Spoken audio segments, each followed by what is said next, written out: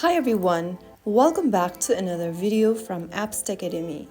Today I'm going to be guiding you through how to log in to FoodPanda account. To log into FoodPanda, open the FoodPanda application first on your smartphone. Once you do that, you'll end up in the home page. To quickly log into your existing account, tap the account button at the bottom right corner. Now click on sign up or login at the top. From the sign up or login option, choose the same option that you previously chose while signing up for the account. I chose the email option, so I'm gonna do the same. Tapping on continue with email will take you to the next page where you'll need to enter your email associated with FoodPanda account. Now click the continue button. On the next page, type down your password associated with your FoodPanda account. If you don't want to log in with password, you can tap on send me a login link at the bottom. If you type in your password and if it is correct, you can tap on login with password button and you will then be signed in to your FoodPanda account right away. So that's how you easily log into FoodPanda.